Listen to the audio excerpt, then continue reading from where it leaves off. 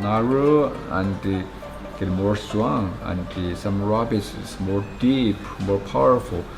Look at the downstream, we scare about suddenly if we got a waterfall, because we cannot, the boats, we put together 4 boats, are not safe belly, and it's too heavy, we cannot control. 所以说我很早，我在源头的时候，实际上在参加漂流之前，我就说了，虎跳峡反正我不漂，其他我不知道了。你说那？First, the Loyang team, they have the equipment they used from the upper section in the canyon also. So we call it like a big ball, Yeah, capsule. So they do not have such equipment.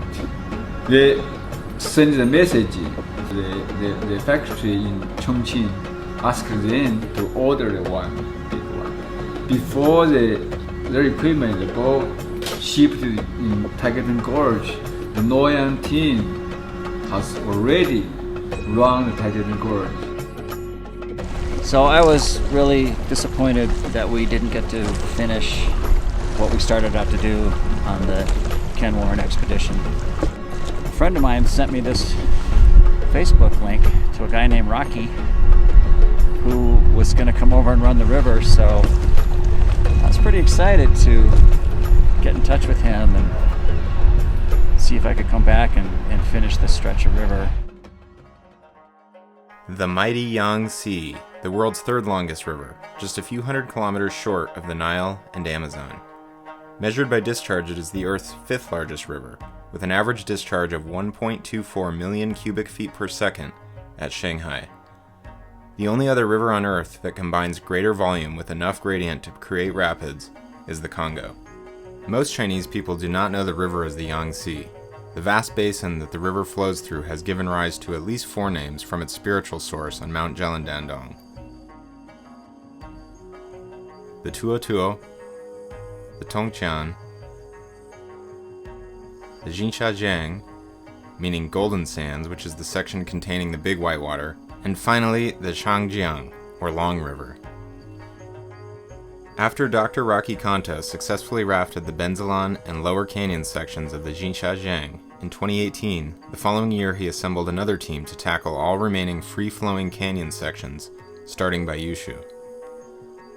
A seasoned expedition runner with over 130 first ascents, Rocky had been organizing international river rafting expeditions on big difficult rivers for over a decade, on the likes of Peru's Marañón, Ethiopia's Blue Nile, and Bolivia's Pilcomayo, among many others, and continues to regularly organize expeditions on these rivers as director of Sierra Rios and Global Grand Canyons. Some former expedition members decided to join him in tackling the upper Yangtze, including Joe Anderson, Tony Stearns, Sam Morrison, and Martin Brenner. We also had a Chinese interpreter, Yutian Li, also known as Leo, who is a climber and mountaineer, and surprisingly Paul Sharp, who was a member of the original 1986 expedition. Our expedition in early summer of 2019 would aim to trace the free-flowing parts of the Jinchajiang from the last rafting descents made famous in the mid-1980s, as teams of American and Chinese rafters competed to complete the first full descent of the upper river. We also were made aware that our descent would be one of the last through several sections as we passed gigantic hydroelectric projects being constructed at a rapid pace. The race to run the Yangtze in 1986 led to a film produced by the Mutual of Omaha and the Richard Bangs book, Riding the Dragon's Back, making it well known amongst river runners at that time. Because the river ran through some of the deepest gorges in the world, it would probably become as popular as the Colorado through the Grand Canyon if handled and promoted correctly, and it could be a wonderful resource and attraction for China. After years of negotiation, the Chinese government agreed to give Ken and Jan Warren a permit at the cost of $325,000, provided they train and bring Chinese citizens on their expedition. After this made news in China, Yao Maoshu, a Chinese photographer from Sichuan province, announced that he would compete against the Americans. He had been dreaming and planning to run the Yangtze since as early as 1979. He named his rubber raft the Descendant of the Dragon, and successfully completed 1,270 kilometers from the source down to some of the larger rapids in the Jincha section, where he ultimately perished.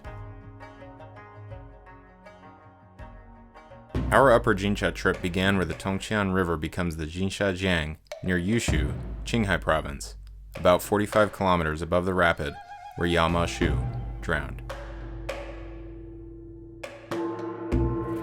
So we flew from Chengdu up to Yushu yesterday. Just kind of situated, had some nice dinner, went to bed and food in Yushu, and today we did a little bit of shopping in the morning. Found a van to take us out here to by Shimenda Bridge and coordinate our truck to come here. Unload all the gear at this little beach about a kilometer upstream. The higher altitude is affecting me. I took an acetazolamide to make me feel a little better. And the river has a good flow. Certainly a lot lower than the high water line that you see usually in July and August. But it's the average flow right now, this time of year, is probably around 300 cumex, or about 10,000 CFS, and I'm guessing that's what it is. The guys at the gauging station say they can't tell us what the flow is.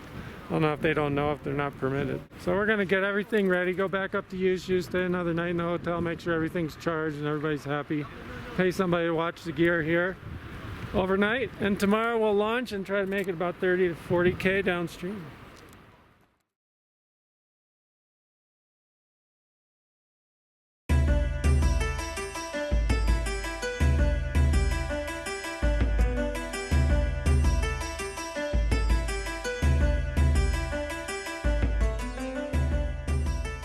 Although we began our journey in the Chinese province of Qinghai, the entire region is ethnically Tibetan, including Qinghai, Sichuan, and parts of Yunnan provinces. Came down 27K from the bridge to a real nice camp on the left with a big clear stream coming in, a lot of prayer flags on the rocks here, and there's a little village right up here. Really ideal kind of camps. A little bit of a Yushu rafting community starting up here. A couple of the guys found out that we're coming in, and they asked us if they could join us to go through the tough gorge down here, the Tongqiasha Gorge, which starts about 40 kilometers downstream of the Shimenda Bridge. But here, we got these two guys here, so I'm gonna ask them, when Leo translating a little bit, can you ask them what are their names, where are they from, and how they got into rafting? 他就说想让你们说一下。They born in Yushu and close to the Yangtze River. When they was child, they would like to play in the river and play the water. And when they grow up, they find many people come here to rafting to do that. Then they start to do that sport. What do they think about putting all the dams in the river? 就是你们觉得，就是在河流上就建这个。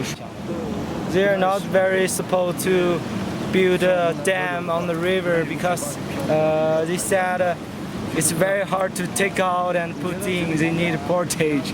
Yeah, hard work. And another side is it's not very good for the environment. Yeah, and we'll change the climate something.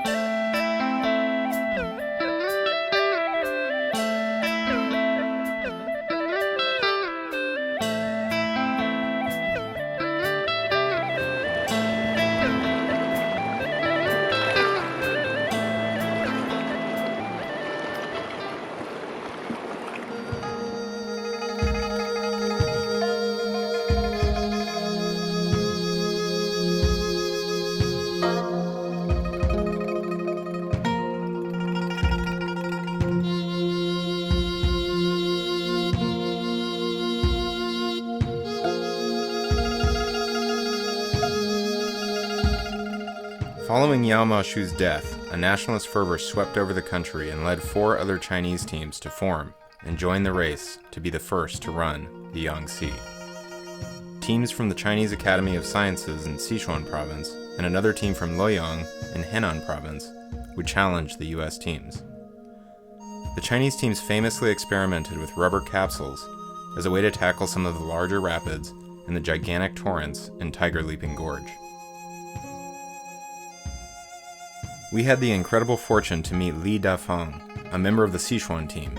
He was 29 years old during his expedition and told tales of surviving the essentially unrunnable whitewater of Tiger Leaping Gorge in capsules. 就是后来中国所有的后代，包括我们，也是后来的漂流的玩水的，我们现在叫做白水啊，这些玩水的人都认为他是中国的一个，把他奉为最早的一个英雄，是他们的楷模。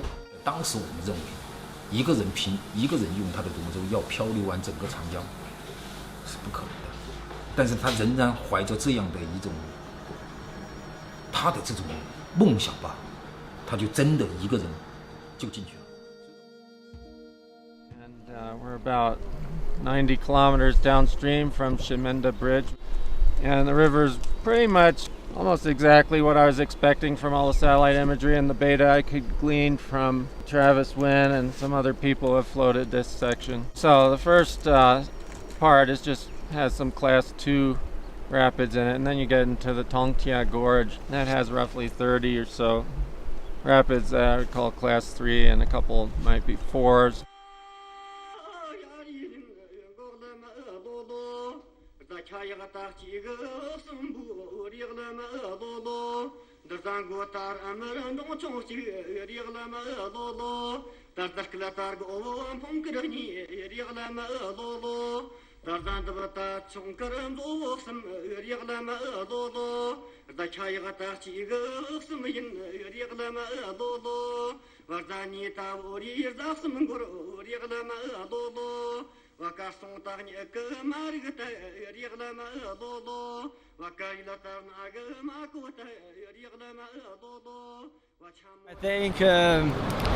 I think maybe today I will swim maybe more than 60%. I will swim, but weather was very nice.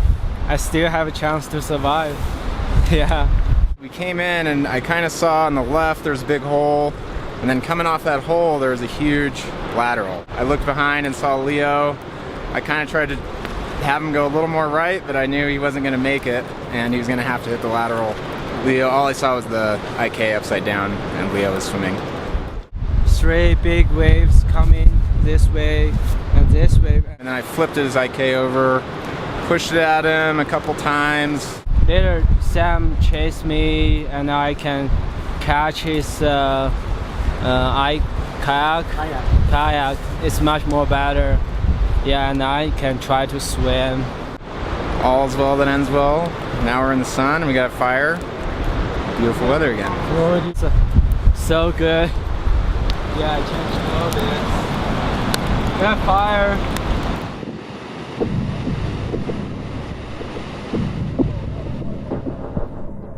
The upper canyons of the Jinsha River are now bordered to the west by the Tibet Autonomous Region and to the east by the Garze Tibet Autonomous Prefecture region of Sichuan Province.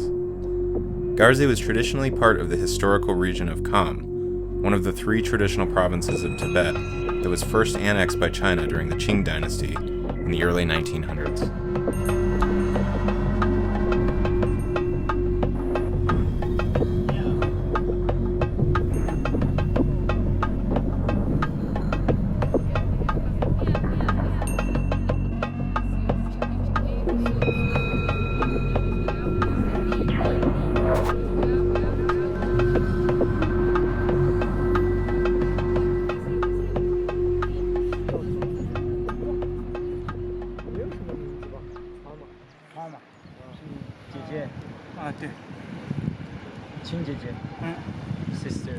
From here we entered the Dege Section, the stretch of the Jinsha River containing the largest and most difficult whitewater.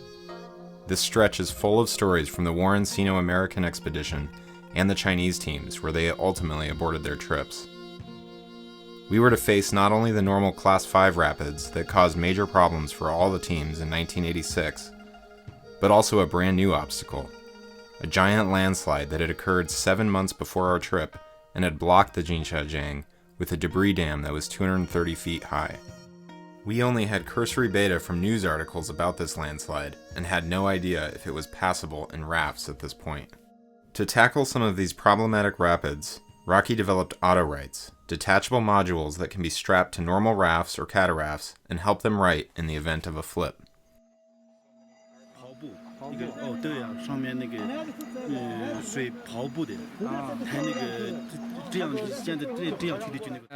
Because the landslide make a lake and water come up and also destroy that bridge we met before and all trees destroy there.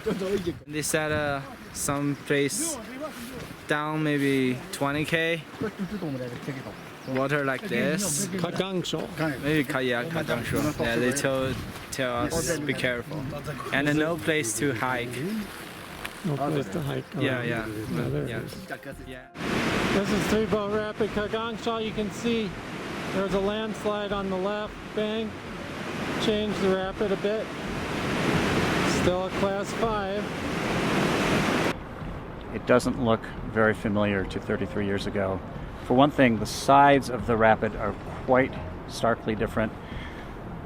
33 years ago, there was a rock shoal on the left side that you could walk down the whole way and you could look down into the rapid, and we actually portaged a boat on the left side. That doesn't look very easy today or even possible. Okay, as is the first biggest rapids we have on the Yangtze River expedition. The rapid exactly is huge. The two competing Chinese teams met at the Yangtze's first big Class 5 rapid on July 24th, 1986, and were dismayed at what they saw. They decided to work together to make it through safely. The teams portaged their rafts, but one slipped away and was never found again. 4 Sichuan team members departed the expedition, hiking out to Kagang village and on to civilization. The Luoyang team had their secret weapon, a capsule capable of holding 4 people that they thought could withstand any tough rapids on the river. With 2 members of each team inside and 1 raft at the bottom to help push the capsule to the side, they successfully made the first descent of Kagang Shoal. And this is where the first big significant rapid occurs in the Dege Section or Bayou section of the river. And this one is a real big class 5. The river kind of narrows down into a real constriction and it just kind of tumbles down. The monks upstream we were talking to just said it's a waterfall. All the groups that came through last time had some problems going through here, but there were boats and people did make it through successfully.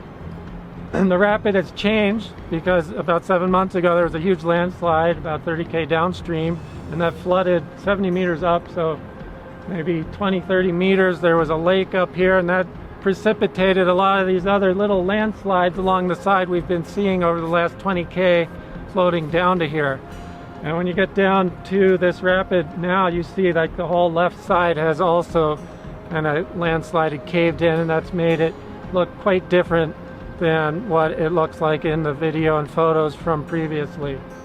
You know, it was probably afternoon when we got here, and we took a look at this 3-boat rapid, and the raft guys decided to portage. Well, we portaged 1 raft, and it was a tremendous amount of work. And so after they got done with that, they decided we're going to tie the 3 remaining rafts together and just run it through, and that's why it's called 3-boat rapid, which worked out pretty well. The big foam pile at the top of the rapid took the 3 boats, smashed them into the rocks on the left side, and popped a tube. And then at the bottom, they kind of washed up onto a rock at an eddy. But anyway, it looked pretty violent in there, so I still thought it was the best idea to send a ghost boat through it. I told Paul that, and he agreed, so Paul didn't go on his right line. Anyway, we sent the first ghost boat through. That was Joe's raft, and I was concerned about getting it at the bottom. It was only Sam and I in kayaks. We were going to try to bulldoze the raft in, or I was going to jump on board and try and row it over. So I thought it might be a lot easier, quicker for me to, when I hopped on board, to get the oars in the water if they were already in the oar mounts and just kind of strapped on. That turned out to be a bad idea, because when the oars were stuck in the oar mounts and you had those blades kind of sticking out a little bit, when the raft came down and it hit the big hull, it flipped around once and then it kind of turned on its side and it was surfing for a while, and one of those oar blades on the right side kind of caught the current and it just snapped the oar. That wasn't the only thing that happened. There was the IK that was on the bottom and the back kind of came down and below the cooler, maybe pushing the cooler up a lot, and maybe also the oar being strapped onto one of the frame bars. One of the frame bar connectors snapped. So we had a frame bar snapped, the oar that was sticking out snapped, an oar mount pushed down so hard that it bent one of the kayak paddles, and we had one of the spare oars on the side also break. I don't know how that happened exactly. But anyway, we learned our lesson from that one, and on the next boat, nobody wanted to run the boats after seeing that. So we ghost boated the next two, and we just carried the oars down. But when we sent the cataract down, the cataract went down and it hit the pile again. That one just kind of turned it up. It would have flipped over for sure, but the auto-right kept it upright. And then the third raft sent down kind of went more on a right line, and that hit the pile as well, flipped all the way over, but it didn't really get stuck. And then auto-right kind of slowly put it back upright at the bottom. So I was glad to see the auto-rights all functioning very well. All the rafts came out upright at the bottom, which was a much easier for us to recover them, bring them over to the side. Nobody had to flip rafts back over. We didn't have as much wet gear. But still, water splashing in all the rafts and stuff. There was a little bit of water that got into a couple old bags and coolers. It wasn't a big deal. Not too far below Kagang Shoal, or Three Boat Rapid, the river went slack. We had entered a lake created by a landslide downstream. Landslides are notorious for creating problematic rapids for river runners, and this rapid was basically brand new. For over 25 kilometers, the suspense built as we struggled to push our slow rubber rafts against up-canyon winds, not knowing how big the eventual release of the lake would be. Before we got there, when the water was backed up about 20 miles, I thought there's no way that we're going to be able to run this, whatever drop is left, and thinking it was maybe 100 feet or so of drop, and the likelihood of it being not a major rapid or waterfall I thought was pretty small. And I didn't know what to expect. I thought it might be a waterfall. We go through this area without cops, without armies. That's the most important thing. We don't need a portage. We come here and then we can go. That's important.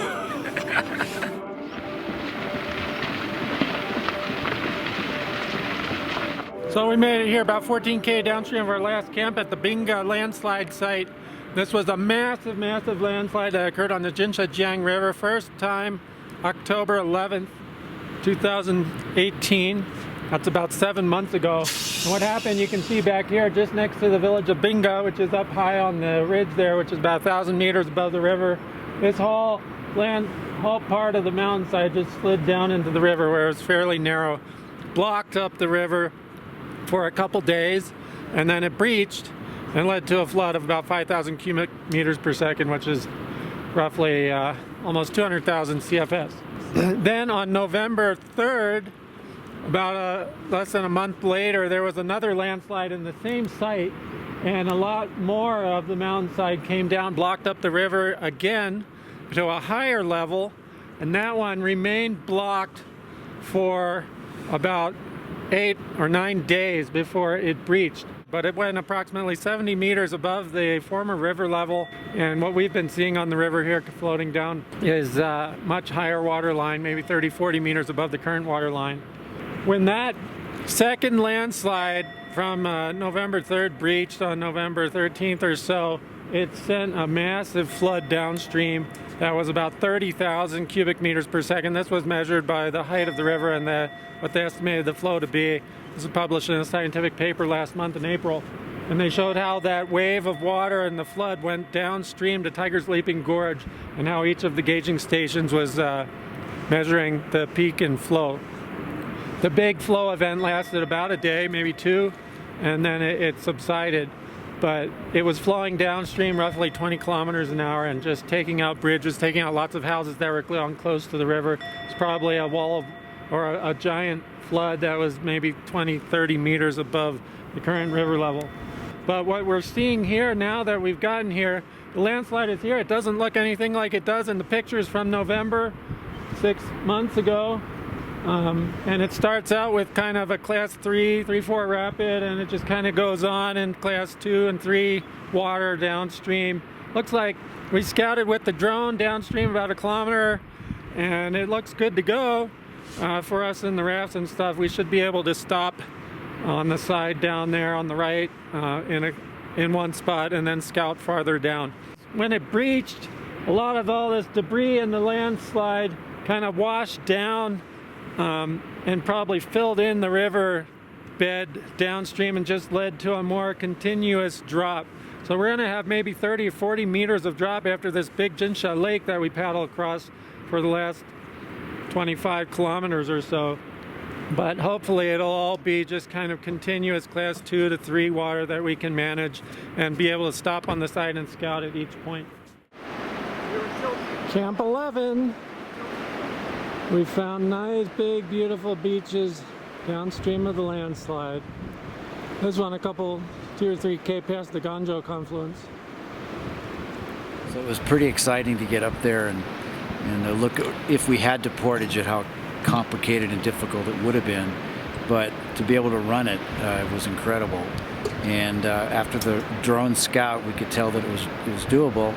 A little bit bigger once we got in there. The waves were pretty good size and a lot of them, but really, really fun. A couple holes to miss and a couple walls to get away from, but in general, just a super fun rapid.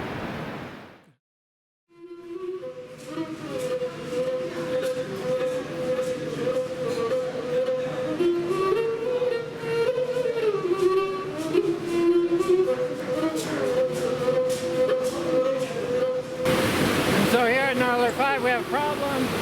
The big crashing wave in the center obviously can flip raft and do damage. Aside from that, there's a hole in the lower part on the left. That's really nasty. We want to miss that.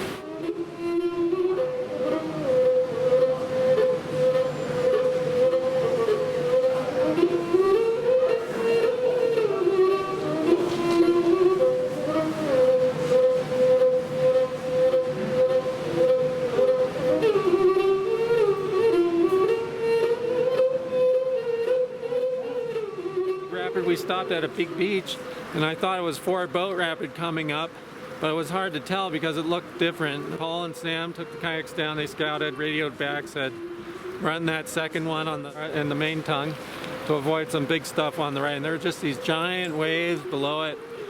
We didn't have any problems in the rafts going up and down over it, but that one ended up being 4 boat rapid, and it still has the real big waves in it, but it maybe looks a little different now. 4 boats rapids, it's easy to stop, easy to scout. The water we see very clearly, and the one boat there, 100%. So we put 4 together. That rapid run is very easy. Actually, it's very easy. We go very smoothly. But after that, I think we get in the canyon, and the water get narrow and get more strong, and some rapids is more deep, more powerful. And the 4 boats together, the boat is not safe bedding. So we have the kayaker and we have used a video, and the Paul said, "You guys should be stay on right," and something like that. But we tried that, but we cannot move the boat. Of more, this one we're at right here, we met our 3 Chinese CCTV guys. Friends are going to come with us about 7K down the river.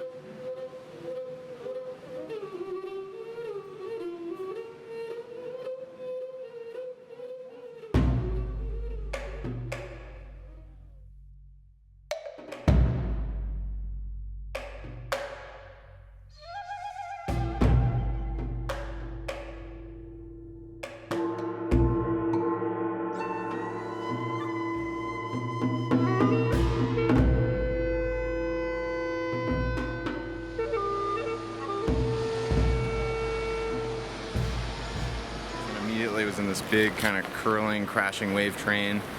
And Paul, I think, was a little behind me and he caught the second hole, the edge of it. And that flipped him over pretty quickly, and then he was in that same wave train. And then he swam probably a good 4 or 5 minutes. He grabbed onto the back of my boat, just waited for his paddle to come by, and luckily it came by and I grabbed it. At a class 5, there was one tough cut move. In the rapid where I swam, I hit more of a pour-over hole and it knocked me over, and I tried 4 attempts to get up and was not able to do it. And I'm committed to 7 attempts today. We're going to get up on the first or second, so I can't swim anymore. That's just not going to happen. It wasn't fun.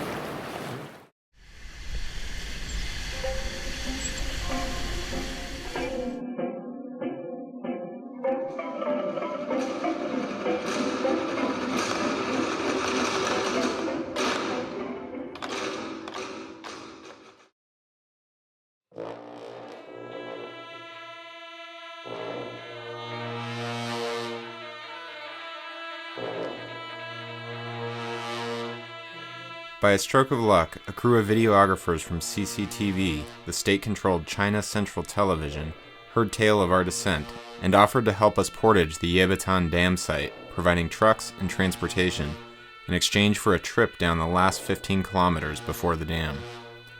Once completed, this dam will flood much of the incredible whitewater shown up until this point. We cannot hold the boat, just too heavy actually. So we just flow down there without control. Center working right. Center work. Yeah, I think so.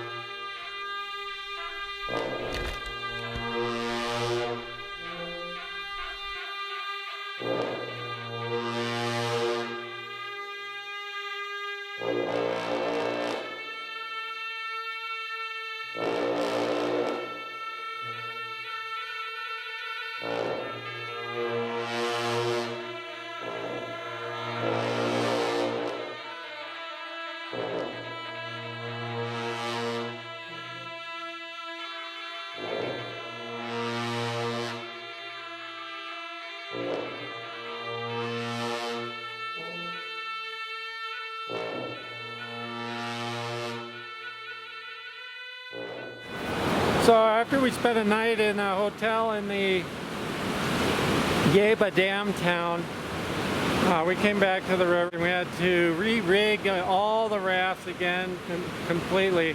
Fortunately, there was a road that came down just past the little dam there. The truck could unload and basically had almost no carry, just a real short little carry down to the water.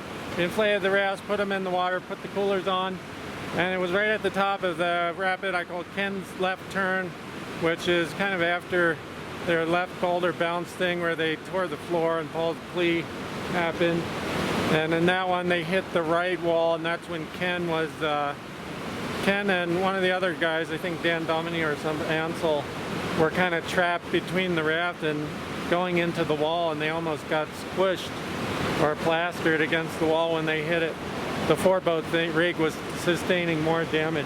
Anyway, they kept going down out of control through some more rapids and finally got to the shore around the right turn. And I know where they camped because Ansel took a photo of the rapid just downstream of what they called 5-day camp. We cannot stop, and even I swim out, and so I think everyone got scared. And we just very quiet to look at the downstream.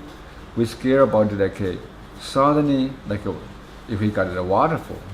What we've seen here is the water keeps moving very quickly down into that, not really much of a break. Toward the right turn is a rapid I call Valve Rock, because looking straight down on it from a satellite image, it looks like a valve kind of plugging up the river almost. We scouted the section well, as far as we could around the right bend. We took off in Ken's left turn rapid, and there was kind of a cheat route on the far left, but it was a little rocky, so I didn't want as much weight. The passengers walked around that section. We got the rafts through, it wasn't too bad.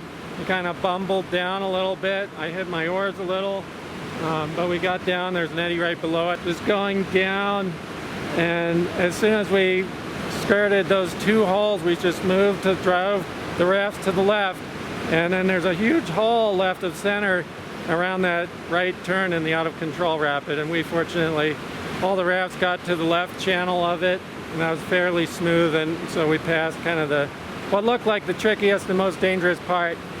But downstream it just continued in big waves for a while, a short break, but really fast current kept the rafts moving.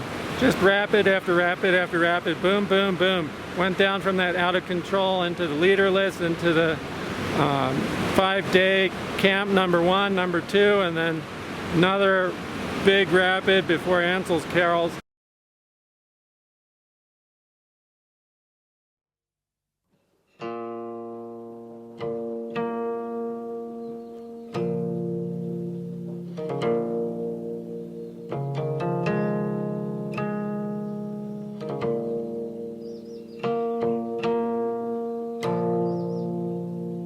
We regrouped at here, all of us with Marty. Everybody's fine and safe. We're -2 oars now, and the Valve Rock Rapid is big and burly. There's 3 potential lines. It looks like the best one for us in the raft is on the left side in the left channel. There's a center line where most of the water goes, and that goes into a giant crashing wave and then backed up by a really nasty pour-over hole. I think our plan is going to take these rafts down into this left eddy just right above it. We're going to try and push or row the rafts through that left channel, maybe having a kayaker with an oar or something, make sure we get to the right and miss a rock that's being covered with. And from there, the rapid, I scouted with the drone around the bend, goes on a long ways. There's a big central crashing wave at the start, but other than that, it just looks like a class 4 wave. Predicament.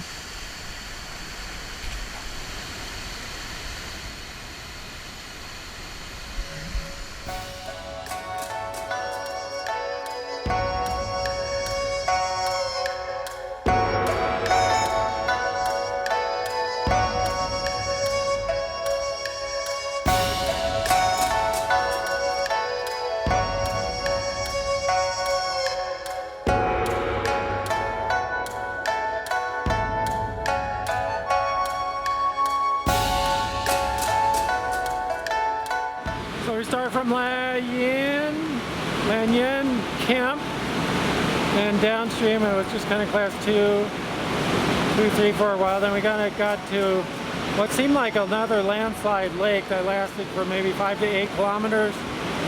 The Liba Rapid was completely covered, inundated. But when we got to Geguo, the rapid seemed to have shifted a little bit downstream, and it looked like there were secondary landslides on both sides of the river that may have precipitated the next part of the next series of rapids. There were already some rapids there, but they may have gotten bigger or an additional 1 or 2. So there were a series of about 5 rapids fairly closely spaced together down to Xianyan tributary coming in on the left. And I know now that Paul recognized that as probably where he hiked in and upstream half a kilometer to where he found the group's film gear and the missing raft.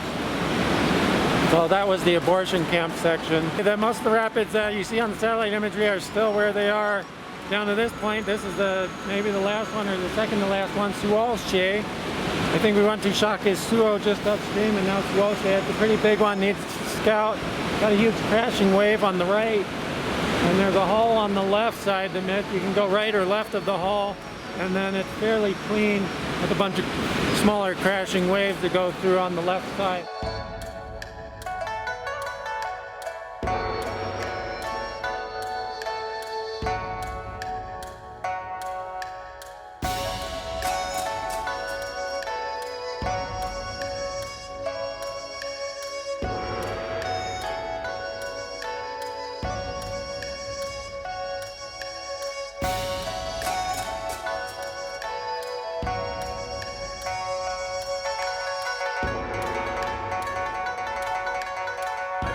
I thought I was right on your line, and I got swept up onto that hump rock, and I got dry docked.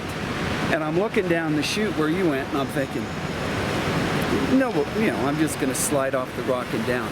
And suddenly it just spun me and back into the meat. And fortunately it was really soft and I went right through. Got a little bit wet, but didn't use the outer rights, didn't flip.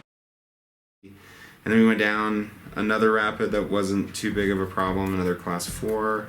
And these are all back-to-back-to-back rapids, just kind of stacked right on top of each other, creating this really long rapid. And we get them down through that section. And there's a backhoe dropping boulders into the side of the river in this next rapid, and so we have to go river left to avoid the boulders crashing in on the right. We catch the eddy and start scouting the next big rapid that looked pretty big, and you get down and you can kind of see a pour over on the right and maybe a few holes on the right, and then on the left you can just see these really big crashing wild waves. And we decided we would just all kind of run it together in case anybody had a problem. But then as we're getting to run it, these guys from the highway start yelling at us, and they're saying there's going to be a bomb, there's going to be this big blast downstream. And they were telling us not to go. And then finally we just hear this boom. You can see this huge cloud of dust and debris right in the middle or the bottom of the rapid coming off of River Right. We kind of get back to the boats, let the dust settle, and then we run the rapid. And Paul and I were out front in the kayaks, trying to get over a little bit right away from kind of the wall on the left. And as we get down there, there's just a lot of current going left, and I wasn't able to get as far right as I wanted. And I just kind of went into these big crashing waves, and one of them kind of took me, turned me around, surfed me, and then surfed me so hard the bow curled over, and then I went over, and then as I'm rolling up, I kind of pirouetted up into a spiral, just in these massive kind of whirlpool, swirly boil things that are going on in these crazy currents. I see Paul surfing around, and we're both surfing around each other. At one point, I think I almost reached out and could grab his bow, just trying not to keep each other from hitting each other. And we were so busy with that, we weren't able to turn around and see Rocky get kind of sucked into one of the eddies on the left, right next to the wall. And he got in one of those eddies for a good 4 minutes. Everybody else was already around the wall, and we were starting to try to figure out how to get back up there to see what was going on. But we were all cliffed out on that side, and he was swirling around, and finally he popped out the other side about 4 or 5 minutes later. And that was kind of the end of the rapids, and it was also just about dark, and we went down a little further, and there was another class 4 around the corner, and another big class 3 or something, but they seemed insignificant after what we had went through. Finally we just found a beach on the left and called it a night.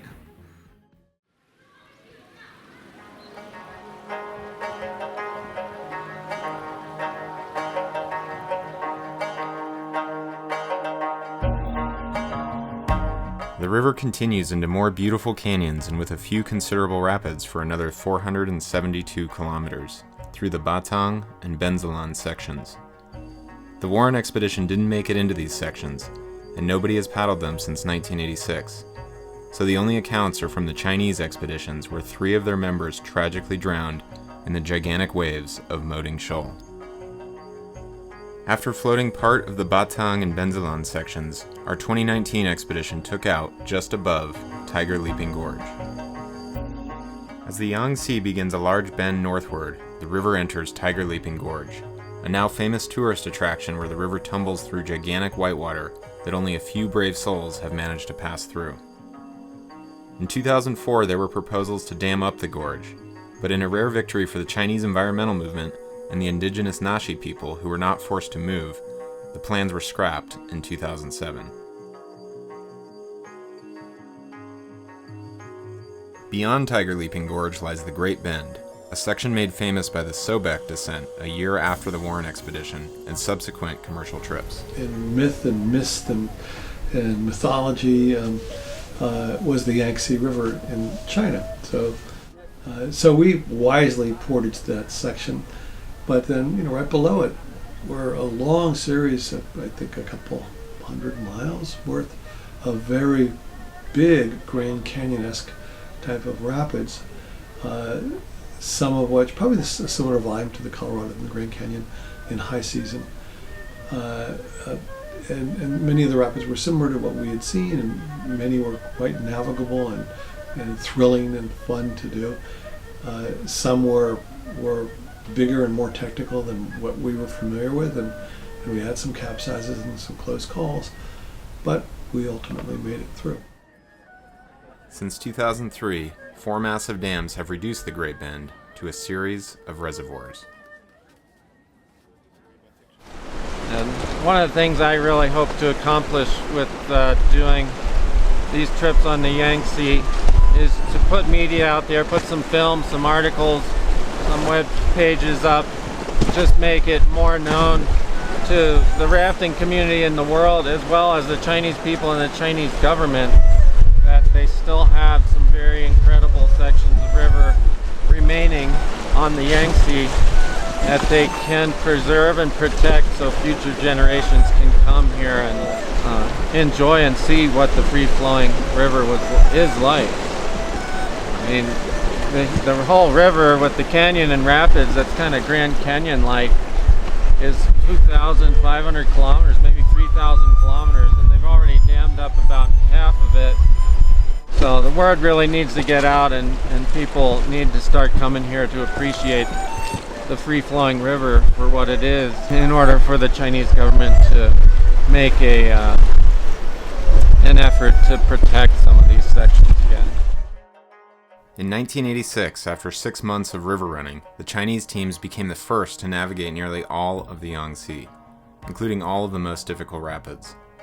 11 people tragically lost their lives in pursuit of becoming the first. The river has changed dramatically with the construction of 10 massive dams on the course of the mainstream Yangtze, already flooding approximately 41% of the canyon sections suitable for a dam. Another 4 dams currently under construction, 4 more dams approved for construction, and another 9 planned dams would bring the total to 27 dams and flood nearly 70% of any canyon sections left on the Yangtze. While the immediate future may be more financially prosperous for some, it is now well documented that the environmental damages caused by dams may very well have long-term financially damning effects. Ultimately, though, this is China, and it will be up to the Chinese authorities to make decisions about precious resources like the Yangtze. While the future of the Yangtze looks bleak, I feel privileged to have experienced the strength and beauty of one of the last great rivers on Earth.